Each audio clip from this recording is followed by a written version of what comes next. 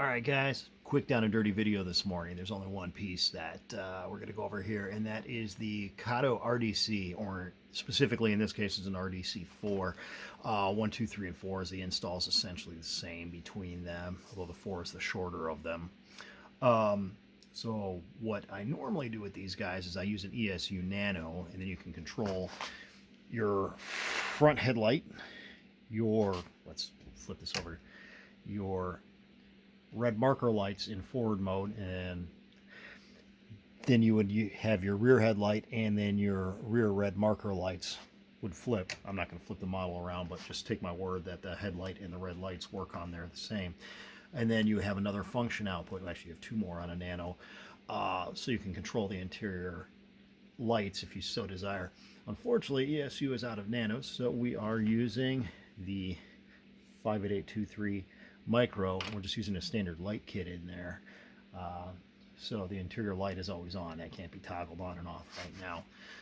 Okay, so as I said, ESU micro has been wired in there.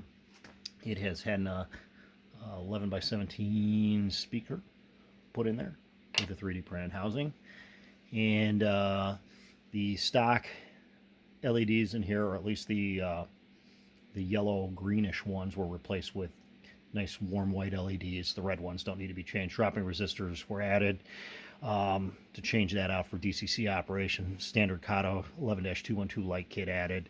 Everything was wired up. ESU sound file SO584, which is a dual Detroit diesel sound file, which is correct for the RDCs, is in there. And so without further ado, we are going to hit the sound.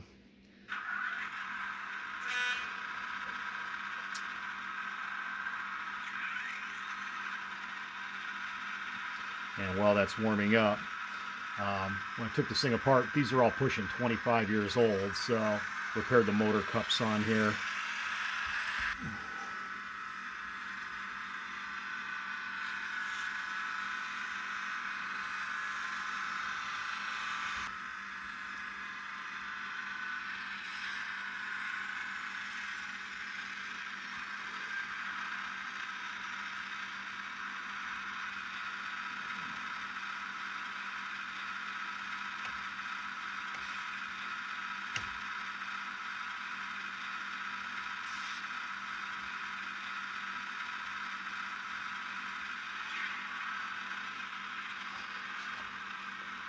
There are a couple of other odd things with this model.